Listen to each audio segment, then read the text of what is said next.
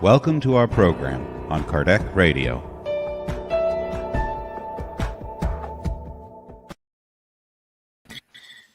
Feiute, my young friends. Good to have you all here. Buona notte. It's wonderful to have you all here with us today. And look who we found. Not me, but the girls from UK found in near to the Thames River. Tried to find out some treasures. You know, he was with his metal pointer, metal finder, you know, trying to get some treasures over there. So metal detector, that's it, that the word. So, and since he is here, no, why not to come with us? So I want to say a warm welcome to our friend Dan Assisi. He's with us today. And also we do have our ladies, Elsa and Silvia, and Charles from France. So that's it from me today. I will open to everyone to introduce yourself and give your greetings. Let's start today with our special guests. Do you agree, Charles? Always. Okay. Hi, everyone. Thank you for having me. It's a pleasure to be here. I was not mudlarking in the Thames. I was not searching for treasures, but I am overlooking the Thames right now, and I have seen quite a number of people on the weekend actually mudlarking in Thames, which piqued my interest. Maybe I should be mudlarking in the Thames. Who knows? But it's really a big pleasure to be here with you guys. You know that I have taken the liberty of adding UK to my name here on the screen. I don't know if you saw that somewhere in there, just because I really want to be part of this wonderful group of people. I know the UK speaks to my heart, so I'm really thrilled to be here with you today and have a chance to talk with you. Thank you for having me. Thank you. Thank you. Hello, everyone. It's a great pleasure to be here once again in this special episode, a special night in London. Now is 9 o'clock, 9:03, and we are really happy to have Dan Assisi, that is our brother in arms to go for fighting against anything that's not good, because we are a treasure of God, talking about God, and Dan brought this treasure for us tonight. So, my dear friends, it's really good. I hope you enjoy. Make your comments and your questions, and be with us and spread the word. Thank you. Silvia, my dear. Oh, hello, everyone. Good evening. It's always a pleasure to be here and sharing these moments with you. Today we have a special guest, which always makes our heart filled with joy, and to be together, all of us again. And with you there, hopefully we will be able to get something for our hearts today, and that will better our lives. So whoever is listening, welcome, and it's wonderful to be with you all. Bonjour, bonsoir à tous. Très heureux d'être à nouveau parmi vous ce soir. Hello, good morning, good afternoon, good evening to all of you. Hello, Dan. Very warm welcome amongst us. You will really enrich our spiritual light today on this fantastic subject of God, which is back in the Spiritist philosophy, and which is bringing us so big comfort in our lives. So extremely interesting themes that we will develop today. Yes, really. Yeah. So I want to welcome all of our friends from around the world. We do have Marisa from Brazil, Isabella from Goiás, Brazil. We do have Dawn from Chicago, Elsa Lee from Sweden, Leah from Sweden as well. We do have Portugal. Also, we do have I don't know. I cannot identify the country here. But anyway, Argelia. I think Argelia. So good to have you all here.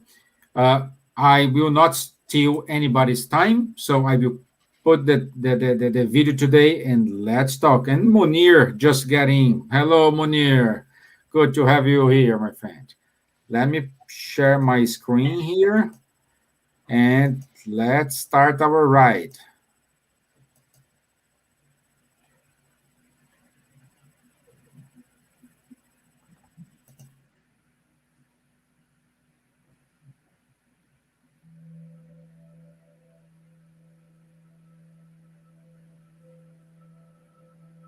To think about the nature of God, first of all, we need to ask ourselves, where can we find something that proves its existence?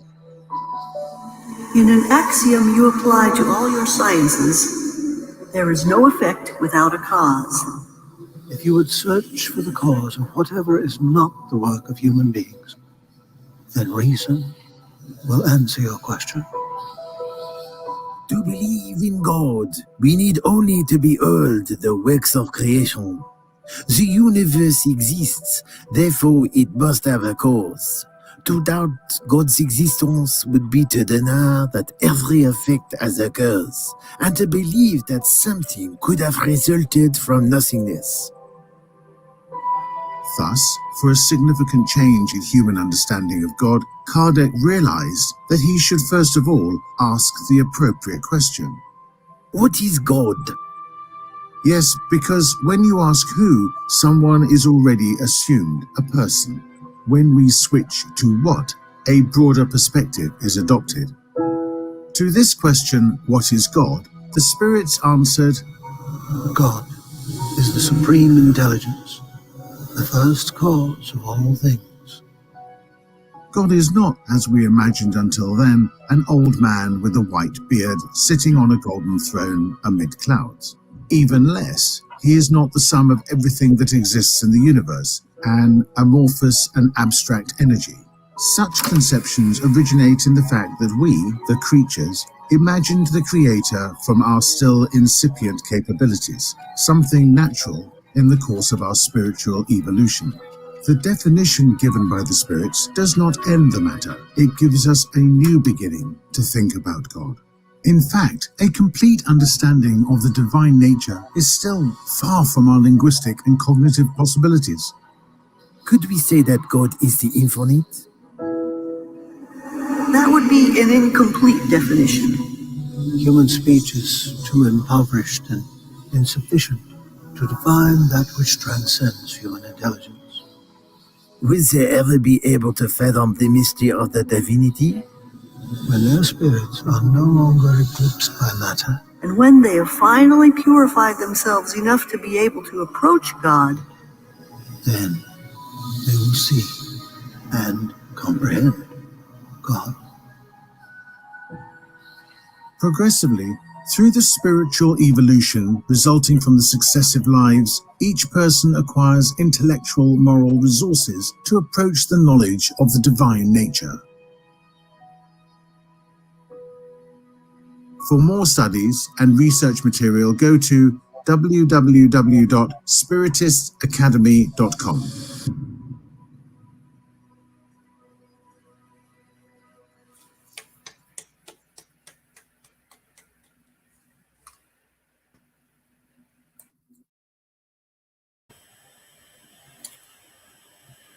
Wonderful. So wonderful work from our friends from Spiritist Academy. Wonderful work from them. It's amazing to have the quality of these videos and sharing with us. And my find the right software. 1 second. Okay. My quote today. Really professional. Be a real Wait. chore. The thing I like about My quote today. It's the following: God is more interior to us than our interior. It is in it that we possess everything we have of life, movement, and existence. He is us more than we are ourselves. And this quote is from Ravazon. Sorry, Charles. Ravazon, Rapport sur la philosophie du 19th século, page 245. So sorry, Charles. If you want to say, let me put in the chat here because you say in a proper way.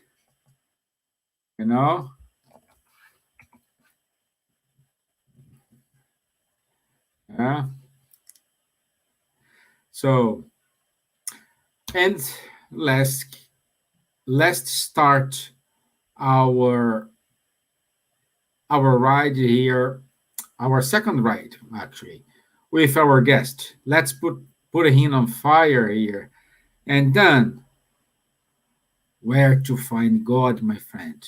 Please give us this map, or even though the longitude and latitude, the coordinates, give to us, please. You're on mute, my friend. That's the quote of 2020, right? You're on mute. With all the visual and things. I guess I have not learned the lesson, but I was saying I'm just going to pull out Google Maps here and give you the coordinates.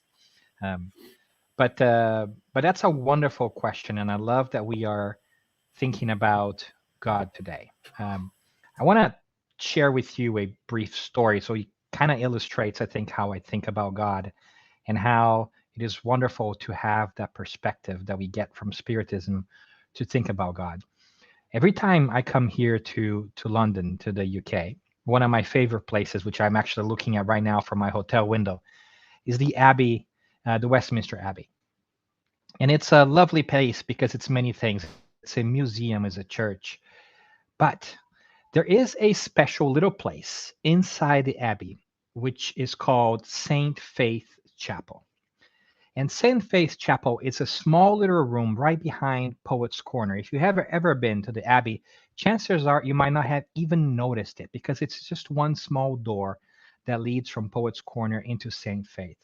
And St. Faith is a cool space and a special place for me because it is reserved for prayer. And every time I have a chance to go to the Abbey, I go into that chapel, and I generally find myself by myself. There's nobody in there. And there really isn't anything inside other than a small room. But for me, it's beautiful. And in that moment, I reflect upon the 1,000+ years of history that specific place has. And in that environment, I elevate my thoughts and I pray. And that is a magical place for me. And in that moment, I feel closer to God. However, when I leave St. Faith's Chapel and I walk outside of Westminster Abbey in general, does that mean that I cannot talk to God anymore? No. So clearly, that place, which is so special to me, doesn't necessarily mean it's the only place in which I can find God. And the Westminster Abbey is not the only place either. If I were just to sit outside or perhaps taking a stroll at night, as I like to do by the Thames, and just look at the different lights, I also feel connected to the divine. And it's easy for us to realize then that we don't have to go to a specific place to talk to or to find God. God is everywhere that we can look upon. In fact, I think the question is, where can we not find God? Because if we stop and think for a second, anything that we look at, if we pay enough attention, chances are we are going to be able to see something marvelous about it. We are going to be able to see something incredible about it. Somebody put some effort and sweat and tears building that or creating that or doing that, and it was caused by something. And in this beautiful world of us, it's hard sometimes for us to lose that perspective. And so I wonder, why is it that sometimes we struggle with finding God or talking to God? And I wonder if part of that challenge is that we have had this image of what God is, much the same way the video did a wonderful job at telling us, right, that God can be different things. I too, when I was little, I too thought that God was a white man with white beard sitting on a fluffy cloud, right, and ordering things around. I kid you not, that's what God was for me. But as I grew up, I realized that's not the case. And I began to break this idea of God through religion versus God. I was able to de-associate the concept that God comes only through a church or a denomination or a philosophy. But God is before and beyond all of that. So, with that in mind, I was able to deconstruct that idea of that white man sitting on a cloud. I was able to begin to investigate in my heart and in my mind what God could really be. And something interesting kind of clicked for me, which I want to share with you. I realized that I hadn't really thought about God very much. That I was quite often asking of God, talking about God, but I hadn't spent time thinking about what God is. And so I went back. I went back to the Spirit's book. I went back to some contemplations and other readings, and I realized that it's a really important question. It's a really important question for us to examine. And here's why I'm positing this. Here's why I'm offering this. Because the kind of God that we believe in changes the kind of person we are. What do I mean by that? I say, if we believe that our God is better than somebody else's God, then we also believe that we are better than somebody else. Now, if we believe, however, that we all are sitting under the same God, then our relationship with other people also changes. And if we go back to some of the things that we learn in Spiritism, God is a supreme intelligence of all things, and start to contemplate the definition of God, of a all-knowing God, of a all-loving God, of an all-powerful God, then we realized that there can be no competition amongst us because we are all children of God. And if that's the case, does my behavior match that which I believe? Do I truly believe that we're all children of God and that God loves us? Because if God loves us, then it's not a vengeful God. It's not a God that's out there to get us or to penalize us.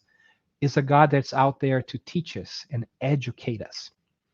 And that changes our relationship with God. It's no longer one based in fear, but it's one based in love. And it's one based in acceptance because, yes, I live in the United States and you live in the UK and Charles lives in France. But are we that different? And shouldn't we honor and respect each other regardless of where we live or how we look or what we do, where we work, how much money we have? But we can only do that when we spend some time thinking about God and shedding this old perception that we sometimes hold of what God is. So ask yourself that question: what is God for me? And see if that resonates with your heart and with your mind. Because maybe those concepts of what we had learned about God no longer apply. Maybe we need to go back to the drawing board, if you will, and start to think about an all-loving God that cares for us at the same level. And if we have that love and we're equalized, then how can our behavior reflect that? And so, if in this moment in time you are struggling with the concept of God, ask yourself if that's because you have received an image or a concept of God that came from somebody else. Maybe it was from a religion, a denomination, a family member, and so forth. And stop and give yourself permission to say, I will let that aside and I will reinvestigate what God is. And when we look into a non-religious God, we find this source of all things, this primary cause of all things, by philosophy, by logic, as we saw in the movie. And then things begin to change. Because if God is the source of all things, and God is not a person, as we saw, then God is almost everywhere. Really, God is everywhere. And so, where can you find God? Where can I find God? It depends on our choices. It depends on our minds. It depends on where we are looking at. So I hope the more and more we have a chance to chat here today as well, and in our lives, have moments of reflection where we can say, wow, how did all of this come to be? It has to come to be somehow. So somebody has created this beautiful system, or something, I should say, not somebody, because somebody, right? We think of a person, but God is not a person. God is the supreme intelligence of all things. So all of this that's happening today, all our scientific laws, our natural laws, everything works. And somebody has to set up this incredible, beautiful system, which we as humans are messing it up every once in a while, let's be honest. But there is a harmony to all these things. And at the source of all this is God. It's poetic, it's scientific, and it's spiritual in many different ways. So I hope that today we have a chance to give ourselves permission to set aside the old concepts of God that we have been holding and look at them earnestly and see if those really are the things, the concept that we want to have, and if they still suit us. And that's why it's so great to have conversations such as this one. I could keep on going, but I'm going to stop here and see what else you guys think, so that it's not about just one bald guy talking his ear off in his hotel room right now. Okay, thank you, my friend. Wonderful introduction and awesome points you raised to us. And because of these points, I'd like to invite you to eat a croissant in France. Huh? And ask to Mr. Kempf, why is it difficult for ourselves to understand God? Wow. Okay, good question. I think the video is really outstanding. Today they made a very good job explaining, and then you also touched to a lot of such conceptions, including the ones why it's difficult to understand God. The main reason is because we have received, myself, in my Catholic education when I was young, we received an image or a definition of God which is somehow misleading.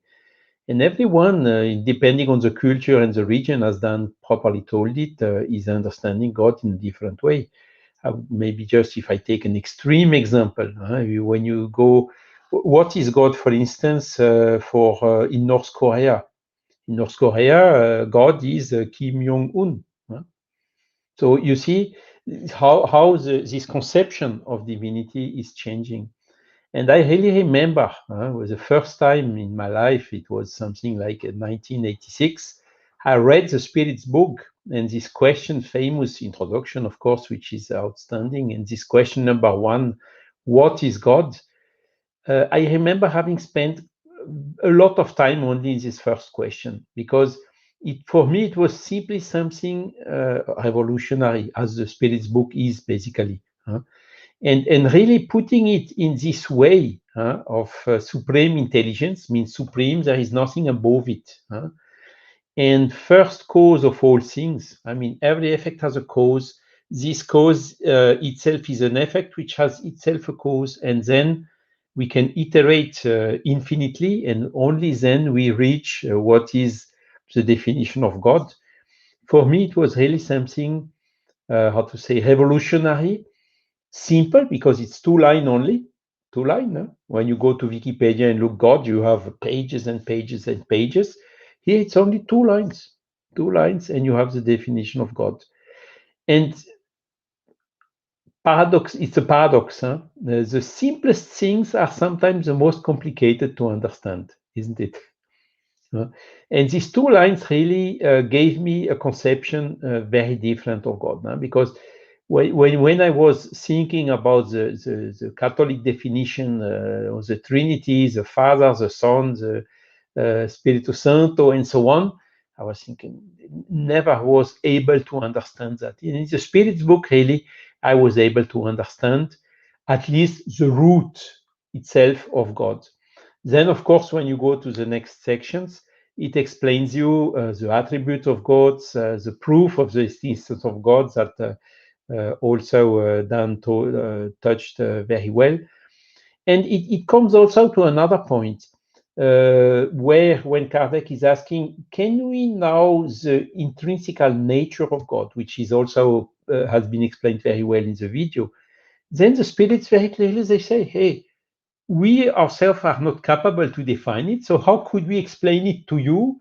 And you have still a language which is much poorer than ours. So it's impossible to explain it. And this is also a very big lesson of humility in the Spirit's book, to know from the beginning in the first questions that there are some things that we cannot know. We don't have yet the condition to understand it fully. It's not because we don't understand fully something that the thing is not existing. Okay, what they gave us as evidences of the existence, the definition, and the proof of the existence of gods, and seeing also all these consistencies between all the attributes of gods, this makes us the understanding, at least of what we are capable to understand at this moment, much easier. And again, on a rational aspect, so a rational understanding of what God is, and also a position that we cannot know everything. So on another hand, another difficulty lies in the fact that God, when we talk about God, we talk about infinity. He is infinite in all his attributes, in goodness, in knowledge. He is present everywhere at the same time, and so on. And for us, it's even so in the mathematics when we were in the gymnasium, studying the infinite and the asymptotical approach of the curve, which is coming closer and closer, but never touches the asymptote. No? All these notions are helping us to understand these notions of the infinite.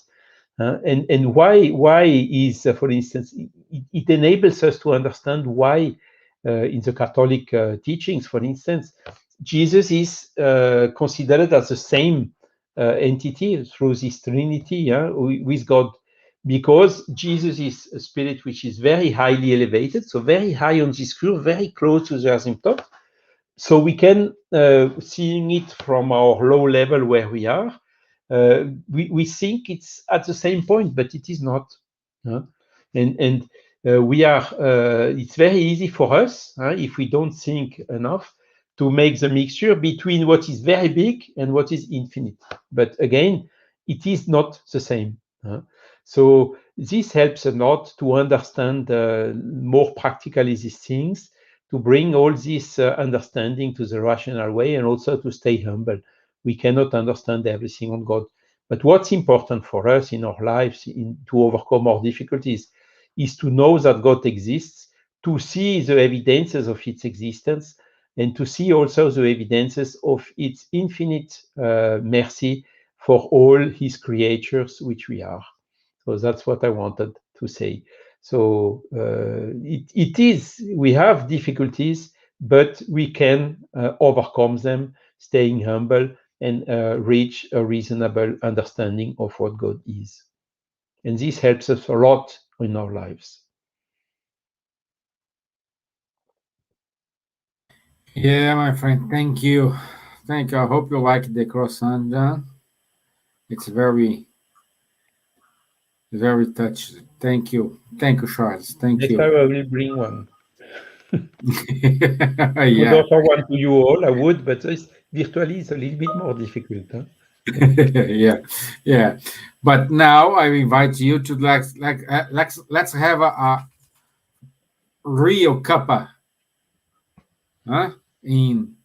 See with Miss Gibbons. See, we are in her living room now. So Yes. let's play let's do this a little bit different here. I'd like to ask a question to both of you, Dan and Silvia, and let's put you to talk. Mm. And the following question is: does God watch over us? And then you said you like to go to this chapel in the Westminster Westminster. Abbey. How to talk to God, my friend? Well, I think that we should give the really hard questions to Silvia, because that makes it easier for me. Thank But you. Well, so, it's yeah. yeah. Go on then. No, I was If gonna you say, want would you like to start? Okay. I think this can be such a philosophical topic, and we can be talking about this for days. And, this has happened throughout history, the discussion about God and everything. And with Spiritism, as we've heard in the video and by Charles, and also what Dan said, it's a lot of explanation and so much easier to understand, because if we put the concept that God's an intelligence and it's the first cause of all things, so we know that everything that exists in the world was created by God. And it is a difficult concept to gather, because as Charles pointed out, the Spirit said, we cannot completely understand the nature of God in the state of development, spiritual development that we are. And I used to have a lot of problems. There was a time in my life when I was in my teenagers that it became a very intellectual revolutionary. I came to the conclusion that God could not exist. He could not exist. I used to see such a horrible things, and I think at the time when we started first having real pictures coming out of war zones that until that time we didn't have.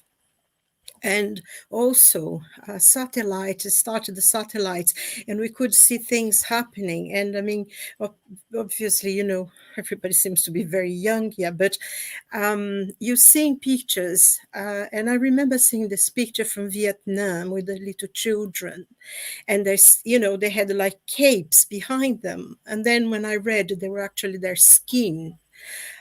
Was terrible, was shocking. And, there was wars and famine and millions of people dying of starvation and terrible wars going on. And then I thought to myself, God cannot exist in a world like this. It's impossible. God is an illusion. As a child, I used to go to church with my grandmother because she likes company, and I used to go with her. And I did believe in God. But then I thought, no, in this world, it cannot be possible that God exists when such a horrible things happen. And it was for a long time, I completely left the idea of God. I just came to the conclusion by what I saw around me in the world that God was not possible. It did not exist. And I feel that a lot of people still feel like that. But gracefully, I came to Spiritism, and I still had a bit of, and even now sometimes I still challenges me this. But I came to the conclusion that when he said God is an intelligence and he gave us free will.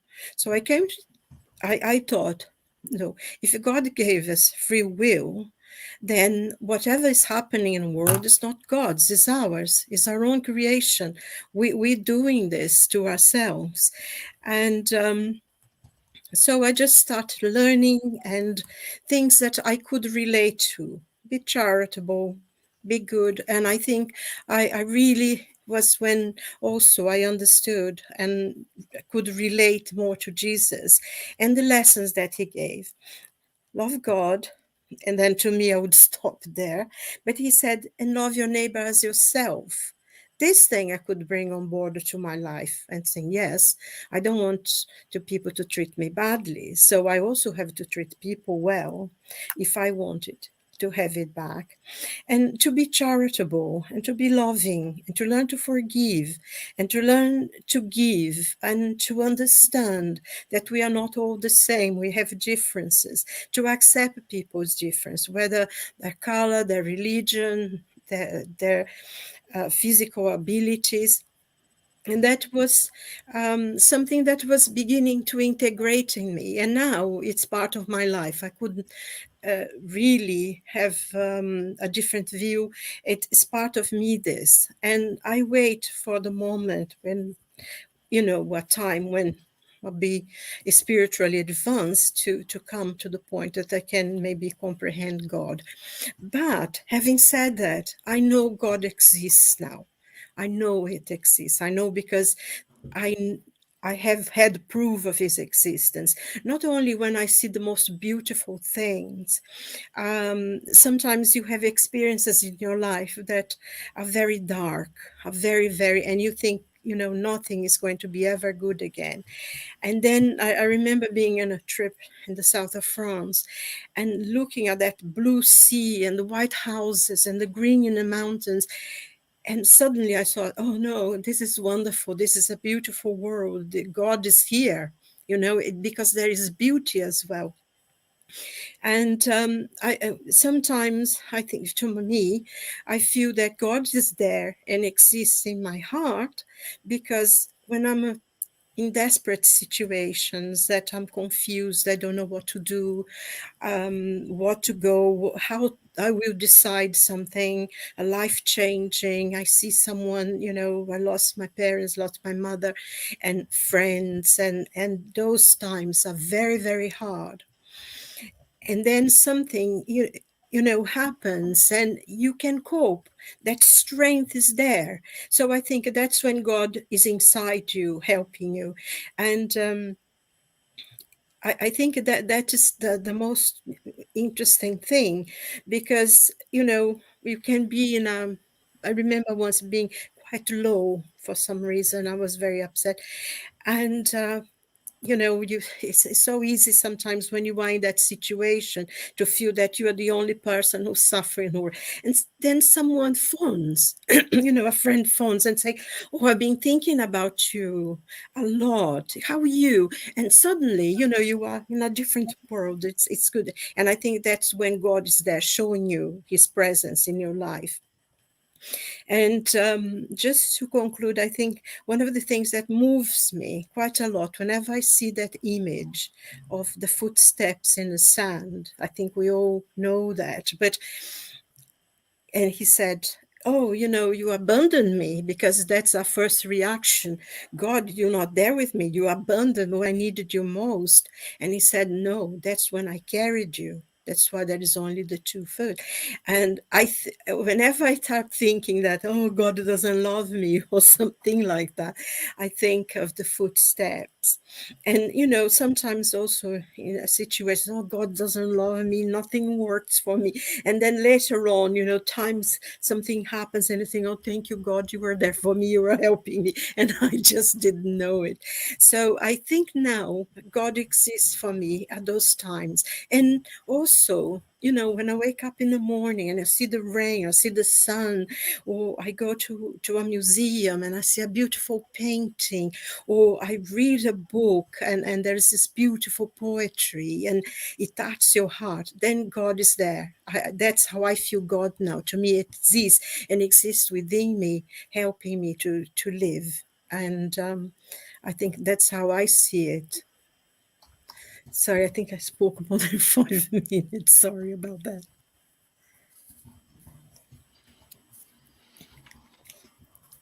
It was lovely. It was lovely, Silvia. I don't have much to add. I think you did a great job. I was just thinking as you're talking about it of something that Charles said, and we also saw it in the video, which is it's so hard for us to understand something so great as God is with our current understanding, right? Much the same way that is hard for a child perhaps to understand quantum physics. It's just the knowledge is not just there yet. But what we can understand is love. And is God watching over us was one of the questions, right? And I think that if we can imagine the biggest love we can possibly have and multiply it by how many times we can, and imagine that you love something so much, do you think that you would be able to just create it and walk away from it? Probably not, right? So I think God is watching us. It's caring for us. It's not watching us in a judgmental way, but it's following our steps, everybody's steps, and caring. And God loves us so much as to give us that free will, that ability to make our own choices. I think that there is probably no greater love than free will, to give us an opportunity to make our own mistakes and to get things right. So I am always reassured by the beauty of the world and God because we have that choice. Sometimes we make great choices, but that's how we learn too in the long run, right? So I hope that out of the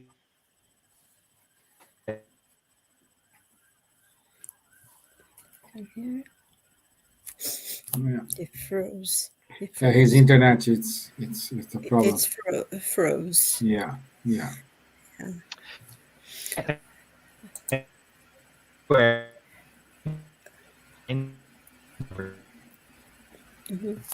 Well, the big huge stop. Yeah, he stopped. I think what Dan was saying, is it's a point as well, isn't it? Because also I think one of the things that prove that God exists and He's watching over us and He's helping us, guiding us, is because when we do wrong things, and then we have always redemption. There is always another opportunity. We are giving chances to do things in a better way, like through reincarnation, when we can redo the lessons that maybe in the past we did something, and we understand the idea of suffering because I've done something and now I have asked to learn some of the lessons, and you can correct it and you can change it and you can change the past if you've done something that was not good. There is always a way out, the light of the world. And I think this is really, really important because that shows God's love as well.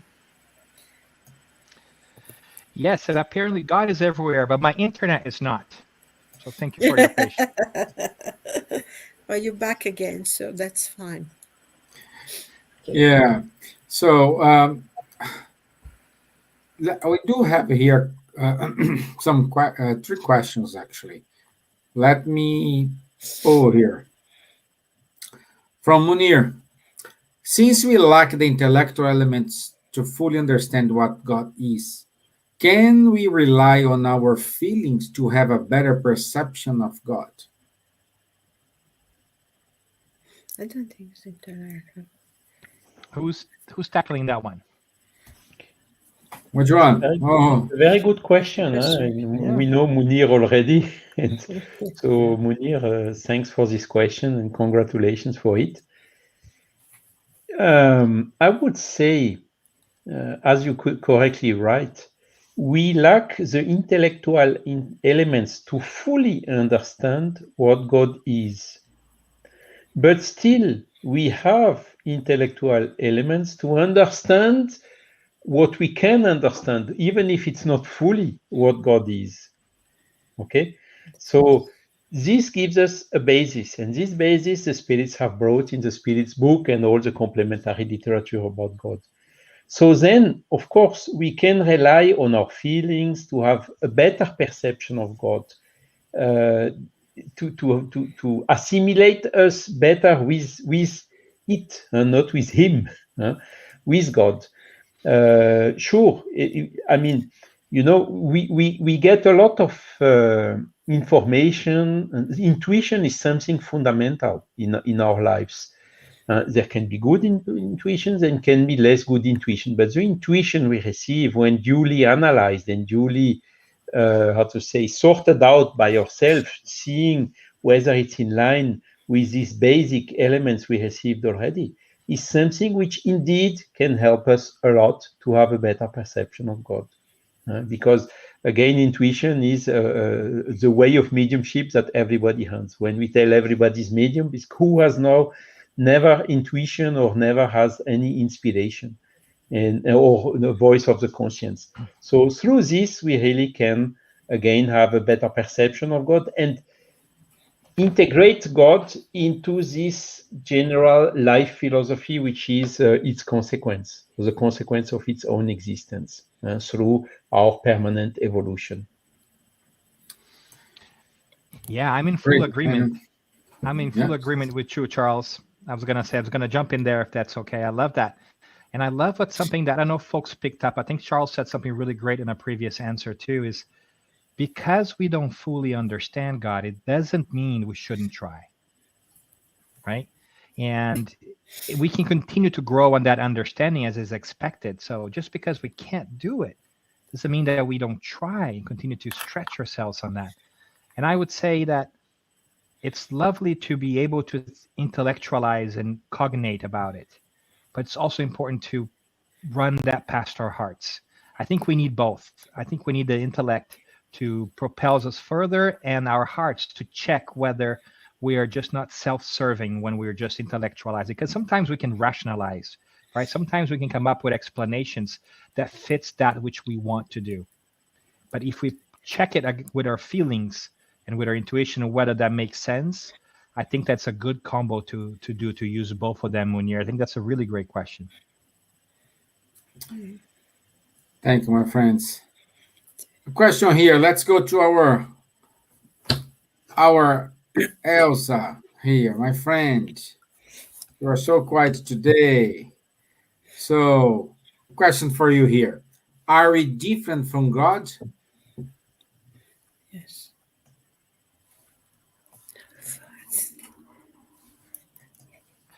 You're on mute, Elsa. You're on mute, Elsa. You're muted, Elsa. And thank you for copying me and being on mute just like I was in the beginning. I am so careful with background noise that I always put it on mute. But doesn't mean that I would. I'm not doing a noise here with my little dog. Yes. But the good questions, really a deep question that Guilherme wrote. And I can say, as far as I know, that all of us, not God, were created simple and ignorant from everything for the first point. So we are evolving as Jesus, as other superior spirits, but we never be God. Never. God is just one, infinite, merciful, everything in the question number 1 of the Spirit's book. So we will be, of course, higher evolved spirit. Jesus is the medium of God. He is almost there, but he's not there. Jesus never will be God. God will be just, is, and will be always just one. So if you will, okay, see the question again. If we are different from God, yes, we are different from God. We never know God. We don't know his texture, his enlightenment, his size, or whatever. We don't know. We feel God. The Apostle John, if you don't ask me who is God, I know. If you ask me, I don't know. So is it, as Muni pointed, we can, with our feelings, sentiments, our inner voice, feel God, because his laws is here. So we feel God for these small gestures, small, beautiful, colorful insect, to the beautiful leaves that I collected this afternoon. I make some arrangement with a huge leaves from the beautiful tree in different colors of the leaf. Just one leaf for me. When I saw the leaf, I said, my goodness, This is so beautiful. No one can do this, only God. So I can see God in his things that create in the world. Imagine the universes or multi-universes. Is okay? Yeah, perfect. Thank you. Also, we have a comment here from Isabella. It's kind of question and comment, but we can go deeper here. Isabella says, "Okay, Dan is back," and Isabella said to us, without the belief of God, the meaning of life would change. Try to imagine a world without the belief of God." Silvia, do you mind to comment about it? No, without the belief in God. I think this, to try to imagine a world without God would not be possible, because God is inherent in us. We are God's creations. That's why we're different, because we are created by him. I think Kardec had this really interesting quote that, he said it was like a painter. He paints, as you see the painting, as beautiful as it is, but the painting is not the painter. And I think that's a very good explanation to God. I think it's impossible for us because God exists within us. And even people who think, and some people are quite genuine in what they say, that they don't accept God, that God does not exist. I think in many ways, God doesn't exist for them. To that time, something must have happened, because I don't think it's possible to imagine a world without God. Because it exists within us, this knowledge is with us. But if we were to imagine it, it would be a horrible world. It would be not very, would be empty. I think Dan said something about the word love, and when Charles was talking as well, because we don't understand God only with the intellect. We need a heart, and also moral probity as well. We need something more. And imagine living in a world without love, with nobody caring for anybody else, everyone only caring for themselves. We wouldn't survive it. It wouldn't be possible to survive. Imagine you think food just for yourself. You would never share with anyone.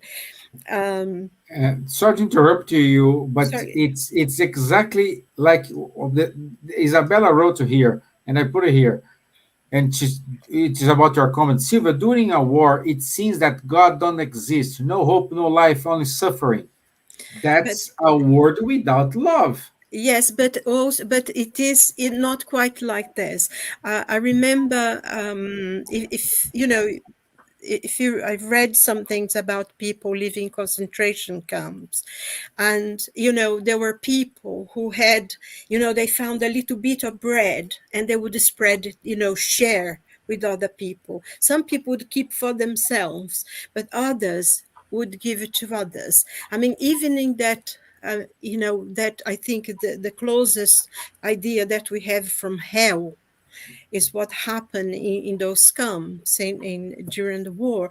And even there was, even though sometimes the people were really nice, they liked one of the people there and they treat them well. So there were people who would share, there were people who would help. So I think even in the worst conditions, there will be always someone who will have that light a bit stronger than others and will help others, even in the deepest hell that we can create on earth. So it is suffering, it is pain, it is, I think hell, really, hell on earth. Because I think one of the things that we learn, that in going to acceptance of God, because God is, you have to accept his life, his presence on your life.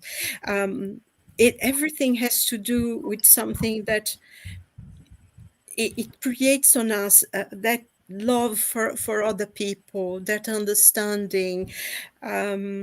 It's in all this creation, these difficulties and the pain and the despair, there is always something good coming out of it. We learn things. We learn how not to behave in a bad way, how to be more tender to people. Like say, for instance, when somebody answers really bad something, and it's like somebody slaps you in the face, and you get very angry and upset. But then later on, you think, oh my God, I must never behave like that. So even with all the suffering, with all the pain, there is learning, there is enrichment of our soul, and there is always someone who helps.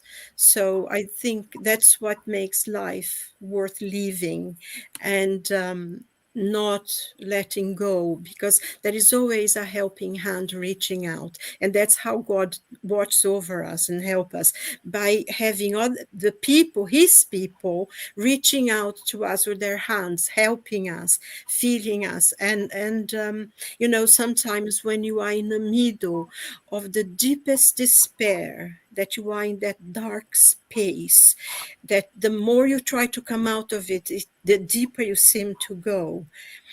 Then sometimes there is a phrase that somebody said something to you, or you feel that hand reaching out. So that's always worth. Life is worth because God watches over us. He loves us, and he helps us by sending other people to help us. And I think that's what makes it worth, really. Wonderful. Thank you, my dear. Wonderful words. Thank you very much. And just come across with my last question, which goes to our guest today. Dan, we are in September, and in September we see a lot of efforts from around the world fighting to suicide, working on suicide prevention, and most of the reasons someone decide to kill himself or herself is because they don't find any meaning to live. They don't find the God they are seeking for these answers. So, what's your message for those people? If someone is watching us today with that feeling, what is your words for them? There are so many things we wish we could say, and so many hugs we wish we can give them, because sometimes I think being present and showing our love and affection can speak louder than words. But I would say that, suicide is a permanent solution for a temporary problem. Everything that we face, although extremely hard that it is, can be overcome. And here's why I say that, because of what we were talking about, love. If God is all loving, God would never give us a challenge that's beyond our ability to meet it. If something harsh and difficult presents itself in our lives, it's because we have the ability to overcome it. Maybe we are not going to overcome it the way we wish we will, but we will overcome. Maybe we'll need help from somebody else. Maybe others will come and assist us, but we can overcome that. We can see a way through it. And we say that because in Spiritism, we have also had the benefit of being able to hear the tales of those who have taken their own lives and share with us from the beyond, from the spiritual side of things, how they feel. And categorically, and without exception, they deeply regret taking their lives because they missed an opportunity to practice something important and learn a very difficult lesson, but that they could. So if in this moment you are feeling perhaps a little down and a little sad, just remember that there are people that are near you that continue to love you. And as a matter of fact, there might be people who you cannot see, whether they are incarnates like ourselves or discarnates, who are loving you, who are sending you their best. You have so many friends that you've just forgotten about. In the spiritual realm, that is also true. If you have lived previous lives, and you have lived many lives, you have had mothers and fathers and siblings and lovers and friends and sisters and brothers who continue to love you, because we don't stop loving those who have passed over, and those who have passed over don't stop loving us. So just imagine the incredible amount of love that is flowing in your direction every single day that you just forgot about. And if you are in a difficult situation, talk to somebody, open your heart to somebody. There are a lot of people out there who care for you. And I won't extend myself very much because I know that we're at time, but I want to tell you something beautiful that deeply touched my heart yesterday. I was walking over, as I like to walk when I visit, and I was crossing over Lambeth Bridge. And all of a sudden I stopped because in the floor, I saw a little letter right in the middle of the bridge. And that little letter was a letter that somebody wrote and left there because sometimes people use that bridge as a last resort to jump over. And that letter says, don't jump. We love you. We care you. There are people in this world that really care about you. And it touched me because it was a letter written by somebody that did not know whoever it was, but that was thinking about the fact that somebody could be in a tough situation. And what a love letter that was. A love letter to somebody they never met. So if people are caring for others that they have never met, why would they not care for people who they have met? So if you are struggling, reach out to somebody, talk to somebody, let them know, talk it through, and I'm sure you will be able to find a solution. It might not be immediate, but I'm sure you can find a solution and some support long term. So hang in there. God is with you and for you. And as the Apostle Paul said, if God is for you, who can be against you? So I hope that in September we are reminded of the love that's everywhere, that if only we can see, maybe a little bit of it will enter our hearts and will make things a little bit easier for us.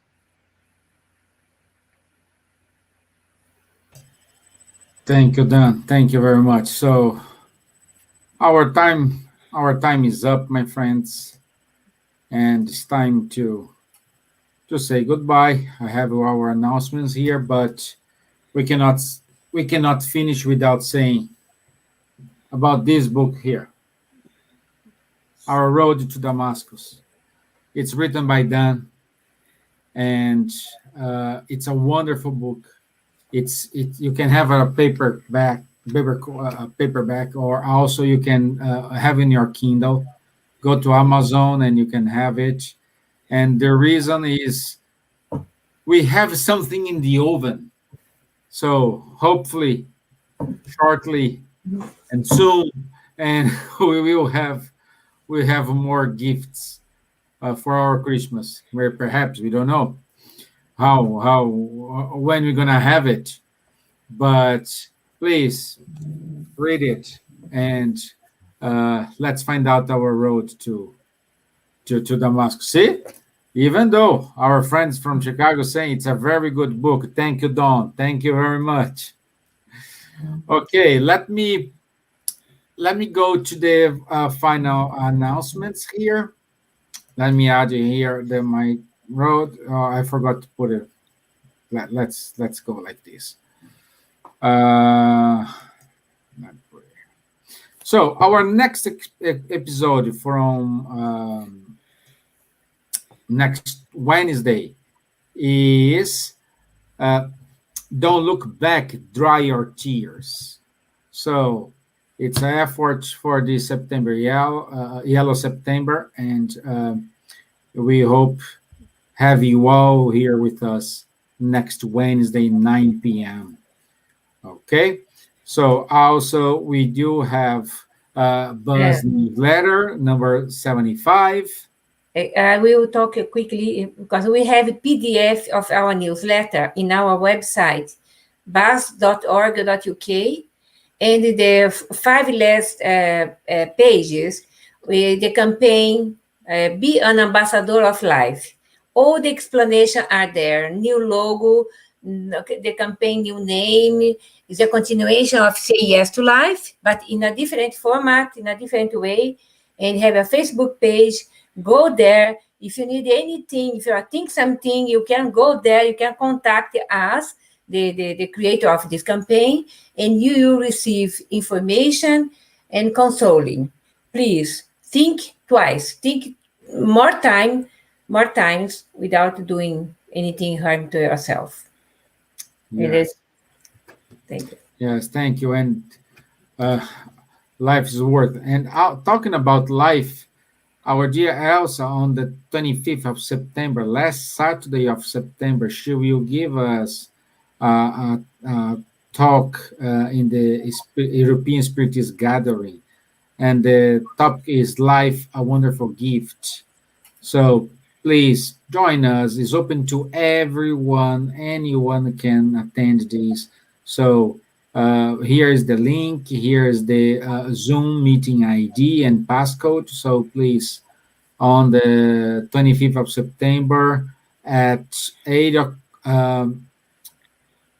o'clock London time, 8 o'clock Paris time, and 9 p.m. Finland time.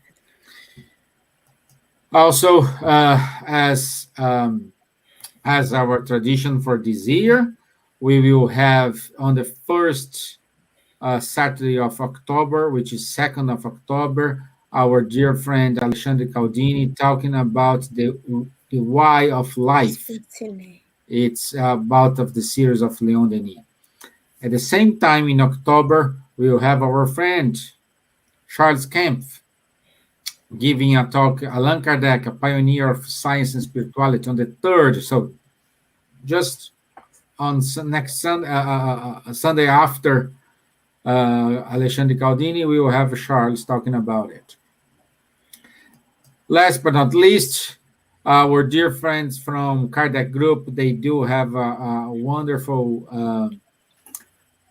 podcast, Insightfully Speaking, and is available on all the podcast platforms. Also, they support 2 groups in Brazil. The campaign is called the High Five. One group is in Salvador, Grupo Espírita Sheila, and the other one is in Curitiba, Instituto Mutirão. So if you want to help, please reach them out. And also, I want to say, our dear Dan, he has a podcast available in all platforms as well, Spiritist Conversation, which, by the way, the last episode was like kind of 2 weeks ago, something like this. It was wonderful conversation they have. So I strongly recommend to everyone to walk and listen to the podcast. Okay? So then, safe trip back home. Say hello, a great warm, wonderful return home with your wife, your kids. Say hi to them. At the same time, you want to say thank you, my friend Charles, my dear Silvia, my dear Elsa. Thank you very much for your time. And if you want to say your final greetings, please speak up.